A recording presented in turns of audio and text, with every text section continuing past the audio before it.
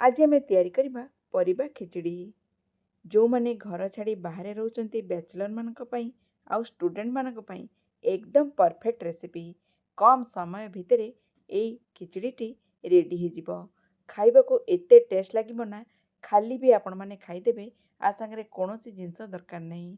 चाहिले आपण रायता आउ आचार संगे भी सर्व करि परिबे।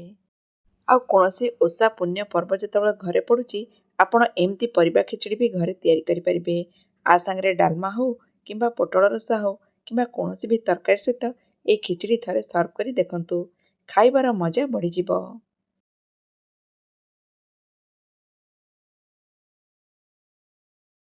यदि वीडियोटी भल लागिबो प्लीज वीडियोटी को लाइक शेयर करदेबे आ मो पेज को फॉलो करदेबे।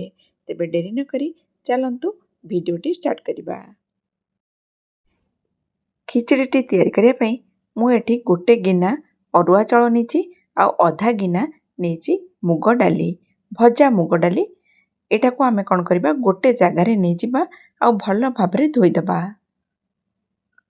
धोई देला परे मु आको पानी पुरै के रखि दउची। तेबे चलंतु नेक्स्ट प्रिपरेशन करिबा। देखंतु पानी दे आको साइड रे रखि नउची।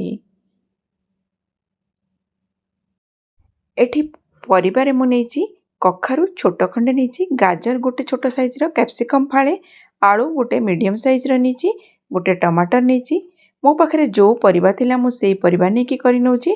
आपण चाहिले एथिरे कोबी आ बीन्स भी ऐड करि परिबे किंबा आधुर जोटा नथिबो चाहिले आपण अवॉइड भी करि परिबे।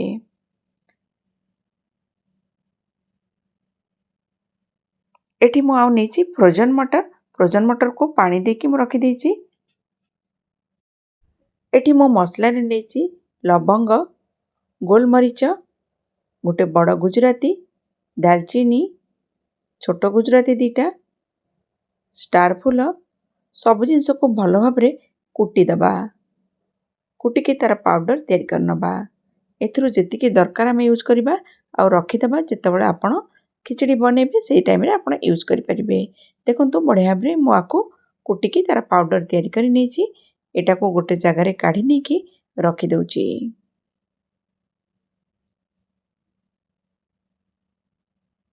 एठी मु किछि अदा नेची आ गोटे कंचा लंका नेची। अदा और कंचा लंका को भल भाबरे छेची नबा।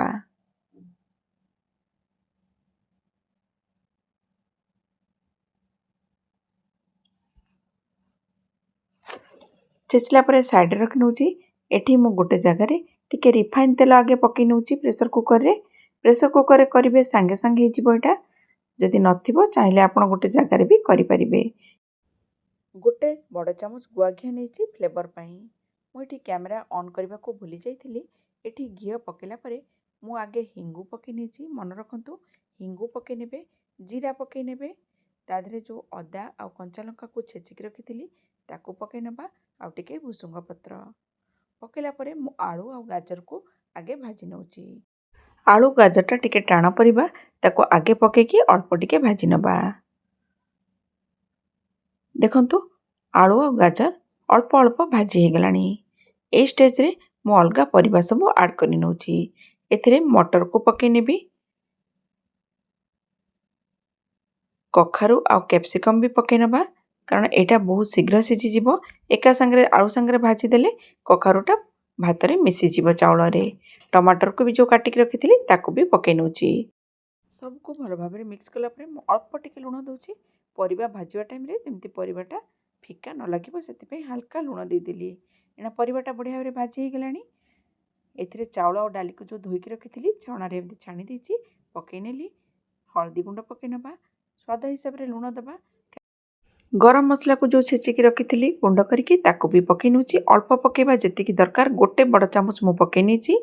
सब जिनस को भल भाबरे मिक्स कर दबा।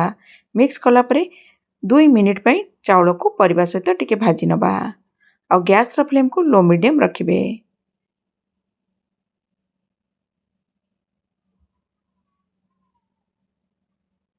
चावल 2 मिनिट भाजी हैला परे आम एथिरे पानी ऐड करिबा। जो माने स्टूडेंट और बैचलर जदि एमती गरम मसला कुटी पारिबेनी ताहले कोन करिवे ना पैकेट गरम मसला जो मिलुची सेथरु भी आपण पके परिबे। किंतु एमती कुटा जदि मसला देबे ताले खिचड़ी रो टेस्ट टिके बेसी ଭଲ ଲାଗିବ। ଏଠି ମୁଁ 1 ଗିନା ଚାଉଳ ଆଉ ଅଧା ଗିନା ଡାଲି ନେଇଥିଲି, ତାମାନେ 1.5 ଗିନା ଚାଉଳ ଆଉ ଡାଲି, ତେଣୁ ଡବଲ ପାଣି ଦେବା। 3 ଗିନା ମୁଁ ପାଣି ଦେବି। ସେଇ ଗିନାରେ ମୁଁ 3 ଗିନା ପାଣି ପକାଇ ନେଉଛି। ଆଉ 1/4 କପ୍ ଏକ୍ସଟ୍ରା ପାଣି ଆଡ଼୍ କରିବା, ଯେହେତୁ ଆମେ ଏଥିରେ ପରିବା ଆଡ଼୍ କରିଛେ। ମନେ ରଖିବେ, ଯେତିକି ଚାଉଳ ଆଉ ଡାଲି ମିଶିକି ହେବ ତା'ର ଡବଲ ପାଣି ଆଉ 1/4 କପ୍ ଏକ୍ସଟ୍ରା ଦେଲି। ଗ୍ୟାସ୍ର ଫ୍ଲେମ୍କୁ ମିଡ଼ିୟମ୍ ରଖିକି 2ଟା ସିଟି ଆସିବା ପାଇଁ ଛାଡ଼ିଦେବା। ମନେ ରଖିବେ, ମିଡ଼ିୟମ୍ ଫ୍ଲେମ୍ରେ 2ଟା ସିଟି। ତାପରେ ଆଉ ପ୍ରେସରକୁ ରିଲିଜ୍ କରିବାନି, ସେମିତି ଛାଡ଼ିଦେବା, ଆପେ ଆପେ ପ୍ରେସର ରିଲିଜ୍ ହେବ। ଦେଖନ୍ତୁ 2ଟା ସିଟି ଆସିଲା ପରେ ମୁଁ ଗ୍ୟାସ୍ର ଫ୍ଲେମ୍କୁ ବନ୍ଦ କରିଦେବି। ଏଇନା ମୁଁ ବନ୍ଦ କରିଦେଇଛି, ଆପେ ଆପେ ପ୍ରେସର ରିଲିଜ୍ ହେବାକୁ ଛାଡ଼ି ଦେଇଛି। ପ୍ରେସର ରିଲିଜ୍ ହେଲା ପରେ ଆମେ କାଢ଼ିକି ଦେଖିବା। ଦେଖନ୍ତୁ କେତେ ବଢ଼ିଆ ଭାବରେ ଖିଚୁଡ଼ି ରେଡ଼ି ହେଇଯାଇଛି। ଏକଦମ କରିବା ପ୍ରୋସେସ୍ କେତେ ଇଜି ଦେଖନ୍ତୁ, ଆଉ ଖାଇବାରେ ଏତେ ଟେଷ୍ଟ ଲାଗିବ ନା, ଆପଣ ଏଇଟା ବାର ବାର କରିକି ଖାଇବାକୁ ଇଚ୍ଛା କରିବେ। ଦେଖନ୍ତୁ ଚାଉଳକୁ ମୁଁ ଦେଖାଇ ଦେଉଛି, କେତେ ବଢ଼ିଆ ଭାବରେ ନରମ ହେଇଛି, ବେଶୀ ଘାଣ୍ଟି ହେଇନି, ଏକଦମ ପରଫେକ୍ଟ ହେଇଛି। ଦେଖନ୍ତୁ ଖିଲା ଖିଲା ପୁରା ହେଇଛି। ଏଥିରେ 1 ବଡ଼ ଚାମଚ ମୁଁ ଗୁଆ ଘିଅ ପକାଇ ନେଉଛି। କାଟିକି ରଖିଥିବା ଧଣିଆ ପତ୍ର ପକାଇ ନେବା, ଆଉ ଏମିତି ବନ୍ଦ କରିକି ରଖିଦେବା। ଯେତେବେଳେ ଖାଇବେ ଆପଣ ସର୍ଭ କରିବେ। ଏଟାକୁ ଗୋଟେ ଜାଗାରେ ସର୍ଭ କରିଦେଇଛି। ଦେଖନ୍ତୁ କେତେ ବଢ଼ିଆ ଭାବରେ ଖିଚୁଡ଼ି ହେଇଛି। ପାଖରୁ ଦେଖିଲେ ଆପଣମାନେ ଜାଣିପାରିବେ, ଏକଦମ ଖିଲା ଖିଲା ଝୁରା ଝୁରା ଖିଚୁଡ଼ି, ଆଉ ଟେଷ୍ଟରେ ଏକଦମ 1 ନମ୍ବର। ଥରେ ନିଶ୍ଚିନ୍ତ ଭାବରେ ଟ୍ରାଏ କରନ୍ତୁ। ପାଖରୁ ଦେଖାଉଛି, ଦେଖନ୍ତୁ କେତେ ବଢ଼ିଆ ଭାବରେ ତାର ଟେକ୍ସଚର ଦେଖନ୍ତୁ, କେତେ ବଢ଼ିଆ ଭାବରେ ଖିଲା ଖିଲା ହେଇଛି। ତେବେ ଆପଣମାନେ ଘରେ ଏହି ଖିଚୁଡ଼ି ନିଶ୍ଚିନ୍ତ ଥରେ ଟ୍ରାଏ କରନ୍ତୁ। ତେବେ ଆଜିର ଭିଡ଼ିଓଟି ଆପଣମାନଙ୍କୁ କେମିତି ଲାଗିଲା? ଯଦି ଭଲ ଲାଗିଲା ତେବେ ଭିଡ଼ିଓଟିକୁ ନିଶ୍ଚିନ୍ତ ଭାବରେ ଲାଇକ୍ କରିଦେବେ। ତେବେ ରହୁଛି, ପୁଣି ଦେଖା ହେବ ଗୋଟେ ନୂଆ ଭିଡ଼ିଓରେ।